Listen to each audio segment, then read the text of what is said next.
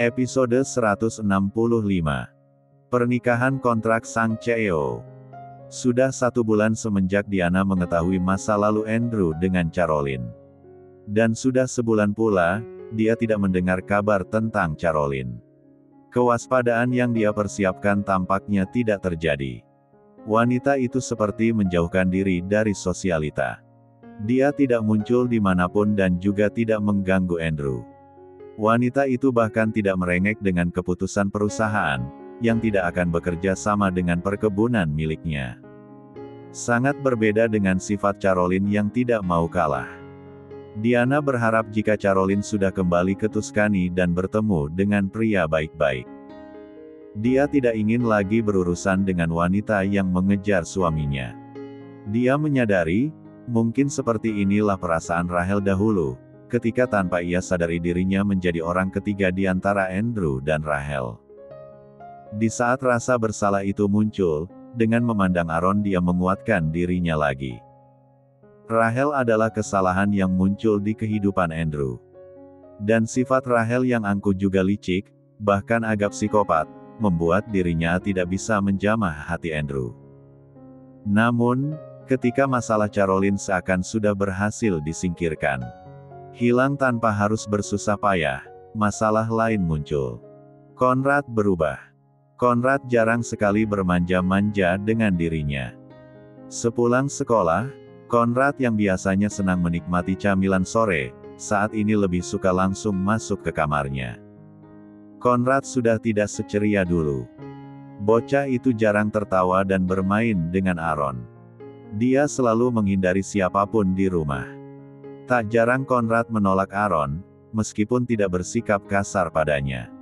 Bocah itu selalu mengurung dirinya di dalam kamar. Bahkan makan malam pun dia lalui dengan cepat, hanya untuk kembali ke kamarnya.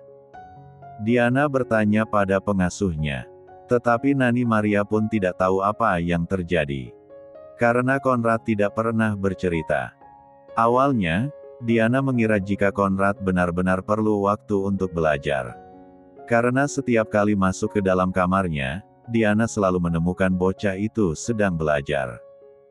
Mungkin juga begitulah sifat puber, di mana masa remaja membuang sifat anak-anak. Hingga suatu ketika guru les menggambar mengabarkan, jika Conrad sudah tidak pernah mengikuti pelajaran lagi. Tentu saja hal itu membuat Diana heran, karena Conrad suka menggambar, dan bocah itu berkeinginan untuk dapat melukis di atas kanvas. Diana mengetuk pintu kamar anak itu dan tanpa menanti jawaban dia masuk ke dalam. Diana sangat terkejut, ketika di dalam kamar Conrad sedang menikmati ayam goreng KFC dengan tiduran sambil melihat YouTube. Conrad yang terkejut melihat kehadiran Diana. Dia segera mengelap sisa rempahan di baju dan buru-buru menyembunyikan kotak ayamnya. Dan dia menenggelamkan diri di buku sekolah. "Apa yang kau makan, nak?" tanya Diana. "Tidak ada." Conrad berbohong. "Mommy mencium aroma makanan di sini, kayaknya enak." Pancing Diana. "Gak ada. Gak ada," ucap Conrad gugup. Diana melihat remahan di kasur. Dia tidak pernah mengajarkan Conrad untuk makan di dalam kamar dengan alasan kebersihan. Tapi yang dipikirkan dirinya saat ini bukan masalah makanan. Sejak kapan Conrad belajar berbohong? Apa yang sedang Conrad lakukan saat ini? Lagi belajar mom. Kok tabnya hidup? Oh, tadi cari informasi di Google. Informasi apa? Conrad berdiri tegang memandang Diana. "Mommy apaan sih?" tanya-tanya terus dari tadi. Conrad mau belajar, Mommy keluar saja. "Jangan mengganggu," ujar Conrad dengan galak. Diana terkejut. Putra sulung yang biasanya lembut tiba-tiba menjadi pemarah. Conrad kenapa marah sama Mommy? Mommy hanya ingin melihat keadaan Conrad. "Udah ah. Mommy gak usah khawatir sama aku. Lihat aku baik-baik saja dan sehat. Sana Mommy keluar saja, gendong tuh si Aaron." Kok Conrad bilang seperti itu? "Mommy di sini untuk bersamamu." Aaron kan anak Mommy. Kalian berdua anak Mommy.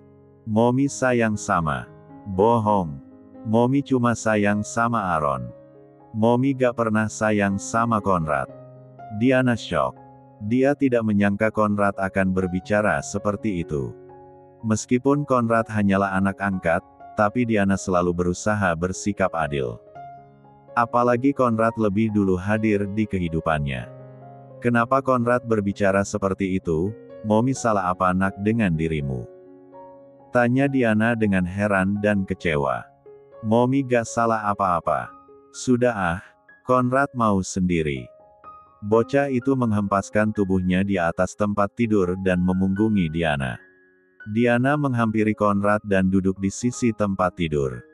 Conrad, ada apa sayang? Apa ada hal yang mengganggumu, sehingga kesayangan Mommy jadi marah-marah? Conrad mau Mommy keluar. Diana tidak dapat menahan diri lagi. Dia sudah berusaha bersabar menghadapi masa puber yang dia duga datang terlalu awal pada Conrad yang berumur 10 tahun. Conrad, coba lihat Mommy. Diana berbicara tegas. Conrad diam saja tidak menghiraukan Diana. Conrad, ayo duduk dan lihat Mommy. Bocah itu akhirnya duduk dan memalingkan wajahnya dari Diana dengan kesal. Kenapa Conrad marah dan berbohong kepada Mommy? Tanya Diana penuh selidik. Aku tidak berbohong apa-apa. Sanggahnya. Diana menarik nafas panjang dan menghembuskannya perlahan. Lalu ini apa? Diana mengambil sekotak ayam goreng dari bawah bantal. Conrad hanya melirik dan tidak menghiraukannya. Bahkan dia tidak nampak bersalah. Mommy tidak melarangmu untuk makan ini sayang, tapi jangan makan di kamar. Lihat semua remah di atas spray ini. Conrad terdiam. Dia menunduk. Kau bisa makan di luar nak. Bocah itu masih diam. Ayo makan di luar. Mommy dan yang lainnya tidak akan meminta ayam milikmu. Bujuk Diana halus. Dalam hatinya masih penuh tanda tanya, bagaimana Conrad bisa membeli ayam KFC ini, karena di area sekolah dan tempat les, tidak ada restoran cepat saji itu. Lagi pula jika Conrad meminta pada Nani, pengasuhnya itu pasti akan bercerita pada dirinya. Gak mau. Ambil semua. Makan saja sama Mommy dan Aaron. Ujar Conrad sinis. Conrad. Mommy keluar. Keluar. Diana memandang putra sulungnya dengan sedih. Dia tidak tahu apa yang terjadi. Tapi tampaknya saat ini bukan saat yang tepat untuk memaksa Conrad jujur. Baiklah Mommy keluar ya. Ini ayam goreng Mommy taruh sini. Mommy akan minta Nani untuk mengganti spraymu. Jangan lupa sikat gigi dan cuci tangan sebelum kau tidur, biar gigi tidak berlubang ya. Ucap Diana lembut. Gigi berlubang kan ada dokter gigi. Sahut Conrad tanpa memandang Diana. Diana terperanjat. Dia menahan diri. Karena jika dia marah, maka bocah ini akan bersikeras menganggap dirinya pilih kasih. Mungkin besok saat keadaan Conrad lebih tenang, Diana berencana untuk berbicara kembali. Diana keluar dari kamar dan mencari pengasuh yang bertugas menjaga Conrad. Apakah kau tahu, dari mana Conrad mendapatkan sekotak ayam KFC? Tanya Diana. Saya tidak tahu nyonya jika Conrad memiliki ayam KFC. Nani Maria heran. Aku melihat dia makan ayam itu di kamar. Tolong awasi Conrad. Cari tahu apa yang Doa lakukan sepulang sekolah. Karena guru les mengatakan jika Conrad 1 bulan ini sudah tidak pernah belajar menggambar. Nani Maria terkejut. Tapi saya mengantarnya ke gedung tempat Conrad les. Dan saya lihat dia masuk ke dalam ruangan les itu. Ujarnya menjelaskan. Coba kau ikuti diam-diam. Cari tahu apa yang terjadi. Kenapa juga dia selalu mengurung diri dan mudah marah. Baik nyonya, saya pasti akan cari tahu. Ucap Nani dengan yakin. Satu lagi, tolong ganti spray kamar Conrad. Terima kasih. Baik nyonya. Diana menuju kamar Aaron dan melihat bocah itu sudah terbuai di tempat tidur. Dengan lembut Diana mencium kening Aaron. Diana merapikan selimut balitanya dan kembali ke dalam kamar utama. Episode 166. Bagaimana? Apakah kau menemukan hal-hal yang di luar kebiasaan? Tanya Diana pada Nani Maria. Tidak ada, Nyonya. Konrad seperti biasanya pergi ke sekolah dengan normal. Dan waktu pulang saya menjemput juga mengantarnya ke gedung les, seperti biasanya. Jawab Nani Maria. Ah, baiklah. Mungkin aku terlalu berlebihan. Tapi, pastikan dia benar-benar belajar. Ujian kenaikan kelas semakin dekat. Ujar Diana dengan khawatir. Semenjak hari di mana Konrad marah-marah dengan Diana. Anak itu kembali lebih pendiam tetapi dia sepertinya semakin giat belajar. Diana tidak ingin mengganggu konsentrasi Konrad. Berkali-kali dia menghampiri dan mengajak bicara, Konrad menatapnya dengan dingin. Hingga suatu malam, si kecil Aaron yang baru berusia 3,5 tahun, masuk kamar Konrad tanpa mengetuknya. Bocah kecil itu merindukan Konrad dan ingin bermain dengan kakaknya. Kakak, Alon kangen. Ayo main mobil-mobilan. Gak mau. Sahut Konrad singkat. Ayo main ke letak api aja. Aaron tidak menyerah untuk merayu. Gak mau. Bentak Konrad. Ayo main kejal-kejalan aja dah. Aaron kecil memandang Konrad penuh harap. Masih berupaya untuk bernegosiasi. Wajah mungil dan lugunya menyimpan kerinduan. Dia memegang lengan Konrad, berharap sang kakak akan berdiri dan memeluknya. Aaron kecil rindu duduk di pangkuan Konrad. Dia rindu belajar menulis, menggambar atau bahkan mendengarkan celoteh Konrad. Dia rindu melihat sang kakak tertawa dan mencium pipinya. Bermain bersama, berkejar-kejaran, berenang, menyusun balok dan juga merakit Lego. Sudah dibilang gak mau. Keluar sana. Aku mau belajar. Alon mau main. Alon kangen. Ayo main. Kali ini Aaron menarik lengan Konrad. Konrad marah. Dia menghempaskan tangannya hingga si kecil Aaron terpelanting dan dahinya membentur meja. Balita itu menangis dengan keras. Keningnya memar. Bengkak kebiruan. Nani yang menjaga Aaron menjadi terkejut dan segera memeluk Aaron. Dia menatap Konrad dengan heran, karena sikap kasar yang diperbuat Konrad. Jarak usia mereka hampir 8 tahun, seharusnya Konrad tidak berbuat seperti itu pada adiknya. Konrad yang melihat hasil perbuatannya, ada rasa bersalah dalam hatinya. Dia melihat bagaimana Aaron menangis dengan keras. Pasti sakit. Konrad mendekati Aaron dan mengusap kening adiknya. Sakit. Sakit. Kakak sakit. Ujar Aaron mengadu. Saat itu kebetulan Andrew lewat dan mendengar tangisan Aaron di kamar. Ada apa? Kenapa Aaron menangis? Andrew menghampiri Aaron yang berada dalam pelukan pengasuhnya. Andrew mengambil Aaron dari gendongan pengasuh. Konrad yang masih membelai Aaron, menarik kembali tangannya. Dia memandang Andrew dengan khawatir. Konrad tidak ingin Andrew marah kepadanya. Dia sangat menyayangi ayahnya.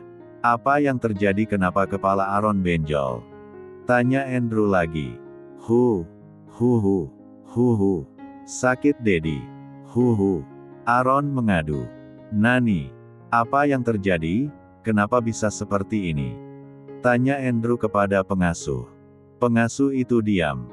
Dia tidak tahu harus berbicara apa. Berbicara jujur mungkin akan menyakiti Konrad. Menyembunyikannya akan menambah amarah Andrew. Diana yang mendengar keributan segera menghampiri. Dia melihat Andrew menggendong Aaron yang menangis. Konrad dan Nani yang menunduk ketakutan. Ada apa? Tanyanya heran. Momni, sakit. Aaron langsung beralih dari gendongan Andrew ke dalam pelukan ibunya. Bawa Aaron pergi, aku harus berbicara dengan Konrad. Perintah Andrew pada Diana. Baiklah. Andrew, tolong jangan terlalu keras. Ujar Diana. Konrad yang mendengarnya hanya mencibir. Dia seakan berpikir jika apa yang dikatakan Diana hanyalah pura-pura. Andrew melihat pandangan itu. Setelah Diana keluar, Andrew memerintahkan pada Conrad untuk duduk. Duduklah. Daddy rasa kita harus bicara seperti seorang pria. Andrew menarik kursi di hadapan Conrad. Dia memandangi anak yang sudah diadopsi sedari bayi itu.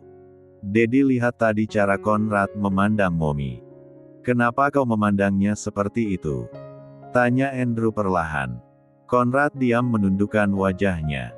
Angkat wajahmu dan katakan pada Daddy. Kenapa kau memandang Mommy seperti itu dan kenapa Aaron kepalanya benjol? Conrad mengangkat kepalanya dan memandang Andrew. Seorang pria harus berani bertanggung jawab dalam setiap sikap dan perbuatannya. Kau seorang pria bukan? Ujar Andrew lagi memancing reaksi Conrad. Iya.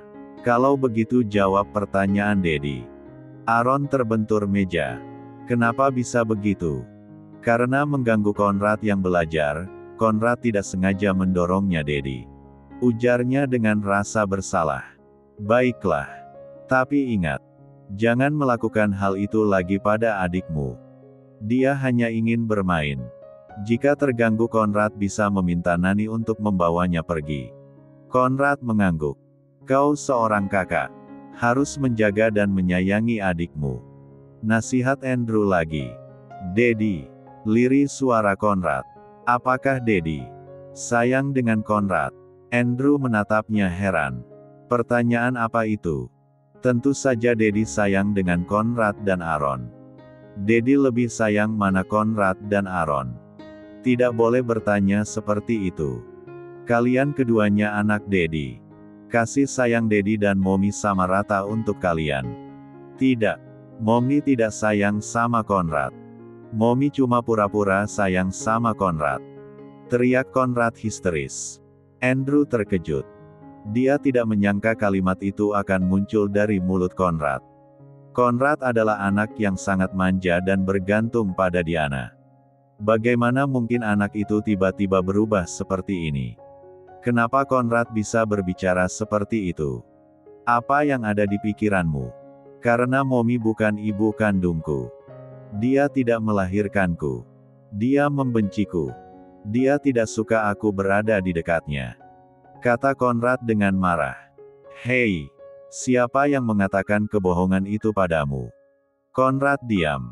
Apakah Conrad lupa, siapa yang menemani dirimu ketika sakit, belajar dan selalu bangga dengan setiap keberhasilanmu? Bahkan setiap kali kau gagal, siapa yang menyemangatimu? Dia yang selalu memeluk dan menyayangimu. Bagaimana kau bisa berpikir seperti itu? Ujar Andrew dengan berapi-api. Conrad terkejut mendengar amarah Andrew. Dia tidak pernah mendapatkan amarah itu sebelumnya. Mommy melakukan hal itu, agar tampak baik di hadapan Daddy. Mommy cuma ingin cari perhatian Daddy. Dan Mommy cuma ingin Conrad jadi pengawalnya Aaron. Conrad harus sayang Aaron, harus jaga Aaron. Harus bantu Aaron. Dengus bocah itu kesal. Itu karena kau kakaknya. Itu adalah tugas dan tanggung jawab seorang kakak. Andrew menghela nafas panjang. Dia tidak menyangka perdebatan dengan seorang bocah bisa begitu menguras tenaga. Andrew sudah berjanji pada Diana tidak ada kekerasan terhadap anak-anak. Tidak ada pukulan yang bisa membuat mereka takut dan mungkin bertambah keras. Kau tahu bukan dalam lubuk hatimu, jika Mommy sayang padamu. Singkirkan semua pikiran buruk itu. Dan ingatlah semua ketulusannya padamu. Pada kita semua. Jangan biarkan pikiran buruk meracunimu. Andrew menepuk pundak Conrad. Kemudian ia memeluk anak laki-laki itu dan mencium keningnya. Coba berpikirlah dengan tenang. Dan yakinkan dirimu, jika kami menyayangimu. Pesan Andrew sebelum meninggalkan Conrad sendiri di kamarnya. Andrew kembali melihat Aaron. Balita itu tampak sudah tenang dalam pelukan Diana sambil meminum susu di botol. Diana memandang Andrew penuh tanda tanya. Andrew hanya menggelengkan kepala dengan sedih. Dia menghampiri Aaron, dan mengusap kening anaknya yang membengkak. Aaron adalah anak kandungnya, sedangkan Konrad adalah anak yang dia adopsi sedari bayi. Jika dibenturkan pada kenyataan maka Andrew harus berpihak pada Aaron. Tetapi ketika naluri kasih sayang itu muncul, mereka berdua adalah anaknya. Dan dia harus adil. Aku akan berusaha mencari tahu, kenapa dia begitu membenci kami. Ujar Diana lirih. Andrew memeluk mereka berdua dengan hangat. Sementara Konrad melewatkan momen tersebut dengan meringkuk di kamarnya dengan tangisan. Suara itu terus bergema di telinganya, "Kau bukan anak kandungnya. Wanita itu tidak pernah menyayangimu. Kau hanya alat untuk meraih cinta Daddy. Oh, sungguh malang nasibmu Konrad. Ibu kandungmu pasti lebih menyayangi dan menjagamu." Episode 167. Haruskah aku mengirim pengawal untuk menjaga Konrad?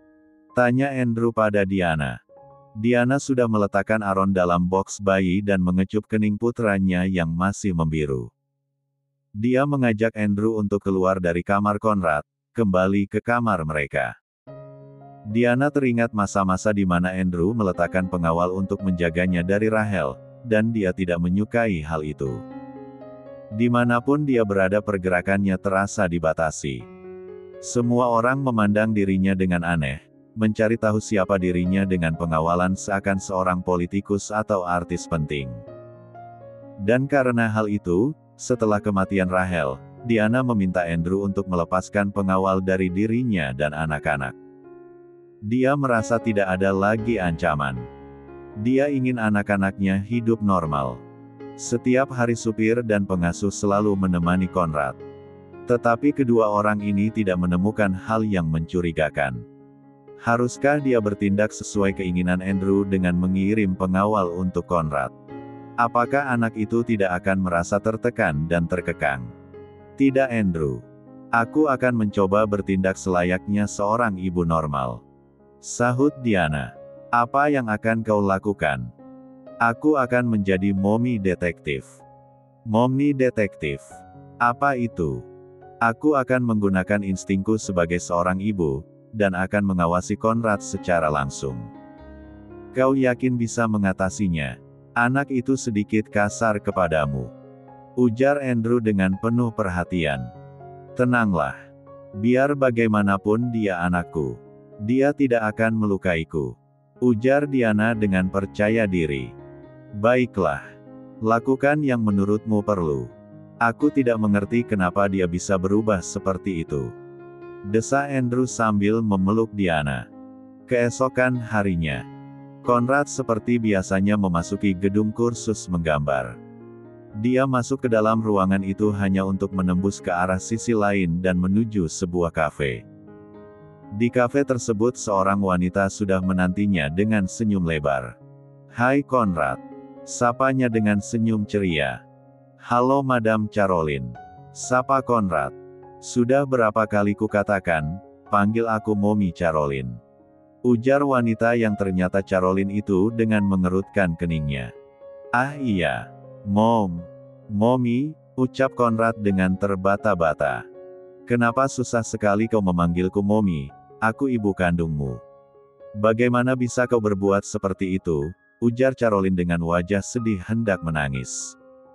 Iya, maaf. Itu karena selama ini panggilan Mommy hanya untuk Mommy Diana. Ujar Konrad dengan bingung. Dia lagi. Caroline menghela nafas. Seorang pelayan mengantarkan minuman untuk Konrad. Susu coklat hangat dan sepiring sandwich lengkap dengan kentang goreng. Caroline menyodorkan susu coklat untuk Konrad, dan kemudian mengambil sepotong kentang goreng untuk dirinya sendiri. Dengan perlahan Konrad menyeruput sisi coklatnya. Aliran hangat dan manisnya susu coklat itu, mengalir di lidah dan menghangatkan tubuhnya. Susu coklat itu cukup berhasil membuat Konrad tenang. Kau ingat bukan bagaimana aku bercerita padamu? Andrew dan diriku adalah sepasang kekasih semenjak kuliah. Kami akan menikah tetapi Rachel mencoba mencegahnya. Tetapi kami tetap selalu saling mencintai, hingga aku hamil dirimu. Dan ternyata, Caroline diam sejenak. mengumpulkan air mata di kelopak matanya hingga menetes satu butir. Diana. Wanita itu datang merayu Andrew. Dia membuat Andrew mencampakkanku dan dirimu. Tetapi aku berhasil membuat Andrew menerimamu. Maafkan aku. Semua ini aku lakukan agar dirimu memiliki kehidupan yang lebih baik. Caroline menyeka matanya dengan sapu tangan. Menghirup ingus yang tidak pernah ada. Hingga aku terpaksa menikah dengan seorang duda, dan memiliki seorang anak dengan duda itu. Lanjut Caroline. Kau memiliki seorang adik dari rahim yang sama, rahimku. Adikmu cantik namanya Francisca. Bukan Aaron, dia tidak lahir dari rahim yang sama. Kau mengerti? Sambung Caroline lagi menegaskan. Tetapi kenapa baru sekarang madam? Mommy muncul. Tanya Conrad. Dia selalu mendengar cerita Caroline itu berkali-kali. Setiap saat mereka bertemu, Caroline selalu menceritakan hal yang sama. Dia sudah hafal. Tapi pertanyaan itu baru kali ini berani dia ucapkan. Setelah suamiku meninggal, aku berkali-kali mencoba kembali pada ayahmu. Tetapi wanita itu selalu menggunakan akal liciknya untuk menghalangi kami. Dia membuat ayahmu membenciku. Kau tahu dia wanita berhati licik, yang akan melakukan apapun untuk mendapatkan harta Andrew. Ingat, kekayaan Andrew sesungguhnya hanya milik kita. Caroline mulai menyebarkan bisanya. Dia hanya pura-pura menyayangi dirimu. Tetapi sesungguhnya dia hanya memanfaatkan dirimu untuk mendapatkan hati Andrew. Wanita materialistis. Seharusnya kau bisa merasakan bagaimana dia pilih kasih antara dirimu dan anak kandungnya. Ujar Caroline berapi-api hingga membuat Conrad takut. Bocah itu tertunduk bingung. Sesungguhnya di dalam hati Conrad dia tidak pernah merada dibedakan. Dia bisa merasakan kasih sayang tulus Diana dan bagaimana Aaron selalu mengidolakan dirinya. Dia rindu masa-masa di mana dirinya selalu dalam pelukan mereka. Tapi kehadiran Caroline membuat dirinya bingung. Caroline datang dengan menunjukkan kebenaran, jika dirinya adalah anak kandung wanita itu. Hal itu membuat Conrad shock. Tapi dia tidak punya tempar untuk mengadu. Caroline selalu menekankan bagaimana Diana akan memisahkan dirinya dengan ibu kandungnya. Bagaimana Diana akan meracuni Andrew dan bahkan mungkin akan membuang Conrad dari kehidupan Andrew. Semua itu membuat Conrad berubah. Dia tertekan. Cukup Caroline. Ternyata kau yang sudah menebar racun di otak anakku. Diana muncul dan hanya sempat mendengar bagian kalimat pura-pura menyayangi. Diana mengikuti Conrad hingga masuk ke dalam gedung kursus, dan ketika dia melihat Conrad masuk ke dalam ruang kursus, Diana sedikit tenang. Tetapi sesaat kemudian ada rasa ragu yang membuat dirinya masuk dan mencari Conrad. Ketika tidak menemukan Conrad di dalam ruang kursus, Diana panik. Dia akhirnya menemukan pintu keluar dari arah lain. Melewati pintu itu Diana menyusuri beberapa kantor dan menemukan sebuah kafe. Di sana dia melihat Conrad dengan Caroline. "Mommy," ucap Conrad dengan terkejut. Dia tidak menyangka jika Diana menemukan dirinya dengan Caroline. "Ayo Conrad, kita pulang," ajak Diana dengan lembut. Conrad menatap Diana tidak percaya, mendengar wanita itu dengan lembut memanggil dirinya anakku. "Jangan sok pura-pura kau. Dia bukan anakmu," bentak Caroline dengan emosi. "Apapun yang kau katakan, dia adalah anakku," sahut Diana tenang. Diana mengambil tangan Conrad dan bermaksud mengajak Conrad pulang. Tapi Caroline menghalangi Diana. "Dia anakku. Kau yang sudah menghancurkan hubunganku dengan Andrew dan sekarang kau hendak merebut Conrad. Jangan harap kau bisa melakukan hal itu," desis Caroline. "Kau ibu Conrad. Bagaimana mungkin?" ujar Diana tergelak. Dia merasa hal itu lelucon. Wanita yang sudah meninggalkan Andrew 10 tahun yang lalu. Bagaimana bisa mengakui Conrad anaknya? Tapi, tunggu 10 tahun. Saat itu Andrew masih menikah dengan Rachel. Apa yang terjadi? Kau tidak percaya? Lihat ini. Caroline mengeluarkan sebuah amplop dari tas dan memberikan pada Diana. Dengan heran Diana mengambil amplop itu, membukanya. Di dalam adalah surat hasil tes DNA yang menyatakan jika Conrad adalah anak dari Andrew dan Caroline. Tangan Diana bergetar. Dia sangat terkejut dengan lembaran kertas yang berada di tangannya. "Kebohongan apa ini, Caroline?" ujar Diana dengan mata berkaca-kaca. Wanita masa lalu, cinta pertama Andrew ini kenapa begitu licik? Setelah gagal merayu Andrew, dia memanfaatkan Conrad untuk membelanya. Anak kandung. Benarkah? Kau bisa membaca bukan? Kau tahu dengan jelas apa isi surat itu. Sekarang berikan Conrad kepadaku. Caroline menarik tangan Conrad. Lepaskan dia. Dia anakku. Surat ini tidak membuktikan apa-apa tanpa status hukum. Dan kau bisa mengatakan hal itu sendiri pada Andrew, bukan menghasut dan meracuni anak-anak. Ini lebih dari yang bisa dia tanggung. Ujar Diana panjang lebar sambil berusaha mempertahankan Conrad. Bocah yang hampir berusia 11 tahun itu, kebingungan ketika dua orang wanita tiba-tiba memperebutkan dirinya. Satu wanita mengklaim sebagai ibu kandungnya. Sedangkan wanita satunya adalah wanita yang selama ini membesarkan dirinya dengan penuh cinta. "Apa kau buta?" ujar Caroline histeris. Dia menghentakkan tangan Conrad sehingga anak itu jatuh terhuyung ke arahnya. Diana terkejut. "Conrad, kau tidak apa-apa nak," ujarnya panik. "Jangan pura-pura perhatian kau. Hei dengar semua. Dia adalah wanita penggoda yang hendak merampas suami dan anakku," ujar Caroline kepada pengunjung kafe yang menyaksikan perdebatan di antara mereka. Saat itu beberapa pria yang melihat bagaimana Conrad terhuyung, segera menghampiri Caroline dan memaksa wanita itu melepaskan pegangan tangannya dari Conrad. Caroline merancau panjang lebar dan semakin membuat Conrad ketakutan. Pria tersebut juga menghampiri Diana yang syok. "Anda tidak apa-apa nyonya?" tanyanya. Diana menatap pria tersebut dan mengenali mereka adalah pengawal Andrew. Tampaknya Andrew diam-diam mengutus pengawalnya untuk mengikuti Diana. "Bawa kami pulang," ujar Diana menjawab pertanyaan pengawal itu. "Baik nyonya." Pengawal memberi tanda pada rekannya untuk membawa Conrad, yang juga masih kebingungan untuk memilih antara Diana dan Caroline. "Jangan bawa anakku. Dia anakku." Wanita tidak tahu malu. "Kembalikan suami dan anakku," teriak Caroline histeris. Pengawal Andrew mengawal Diana dan Conrad pergi tanpa menghiraukan teriakan Caroline. Conrad yang terguncang menangis terisak dalam pelukan Diana. Dia benar-benar kacau dan bingung. Setelah mereka pergi, Caroline kembali duduk dengan tenang, menyeruput kopinya dan menikmati sandwich dengan tenang. Setelah menghabiskan sandwich, dia mengeluarkan rokok Virginia Slim dan menghisapnya perlahan. Pengunjung kafe yang melihat dirinya dan hendak mengatakan simpati, langsung terdiam. Bagi mereka wanita ini bertingkah sangat aneh.